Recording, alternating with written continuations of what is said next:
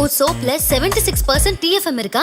பேஸ்ட்ல உப்பு இருக்கான்னு தெரியும். அது என்ன சோப்ல டிஎஃப்எம். டிஎஃப்எம்னா டோட்டல் ஃபேட்டி மேட்டர். ஒரு சோப்போட கிரேடை மெஷர் பண்றதுக்கான ஒரு பெர்சன்டேஜ் தான் டிஎஃப்எம். 75% மேல டிஎஃப்எம் இருந்தாலே அது கிரேட் 1 சோப் ஆயிரும். டிஎஃப்எம் பத்தி இன்னும் டெக்னிக்கலா போக வேணாம். ரீசெண்டா ஒரு நியூஸ் ஆர்டிக்கல்ல டிஎஃப்எம்ங்கிற வார்த்தையை பார்த்தோன்னே எனக்கு இந்த பிராண்ட் தான் ஞாபகம் வந்துச்சு. எனக்கு யூஸ்வலாவே சாப்பிட்ற பொருளை லேபிள் பார்த்து வாங்குற ஹேபிட் இருக்கு. ஆனா சோப்புக்கு பின்னாடி டிஎஃப்எம் பர்சன்டேஜ் மென்ஷன் பண்ண கூட ஐடியாவே இல்லை. கண்டென்ட்டுக்காக நான் டெய்லி யூஸ் பண்ற சோப் எடுத்து பார்க்கும்போது தான் தெரிஞ்சது அதுல 79% டிஎஃப்எம் இருக்குன்னு. ஆனா என்ன பர்டிகுலர் சோப் பிராண்ட் அவங்க டிஎஃப்எம் வச்சு அவங்கள மார்க்கெட் பண்ணல, அவங்க வேற விதமா அவங்கள மார்க்கெட் பண்ணியிருந்தாங்க. அதை தான் பொசிஷன் சொல்லுவாங்க. இன்னும் சிம்பிளா எக்ஸ்பிளைன் பண்ணணும்னா ஹார்லிக்ஸ், காம்ப்ளான், பூஸ்ட் மூணுமே எனர்ஜி ட்ரிங்க் கேட்டகரியில தான் வருது. Horlicks make you stronger, sharper, டாலர்னு சொல்லி மார்க்கெட் பண்றாங்க. காம்ப்ளான் குடிச்சா ஹைட் ஆயிரும் மாதிரி மார்க்கெட் பண்றாங்க. Boost secret of my energy, Boost குடிச்சா எனர்ஜி கிடைச்சிரும் மாதிரி மார்க்கெட் பண்றாங்க. ஆனா மூணுமே எனர்ஜி ட்ரிங்க் தான். ஆனா மார்க்கெட்ல அவங்க டிஃபரெண்ட் அவங்கள பொசிஷன் பண்ணிக்கிறாங்க. ஒரு பாப்புலரான வே காமெடியில கூட நீங்க தான் அர்ஜுனோட அம்மாவா, நீங்க 4.5% பால் நீங்க தான் கொடுக்குறீங்க மாதிரி கேட்டிருந்திருப்பாரு. அது வந்து ஆரோக்கியோட பொசிஷனிங். பர்டிகுலரா அந்த பொசிஷனிங்காக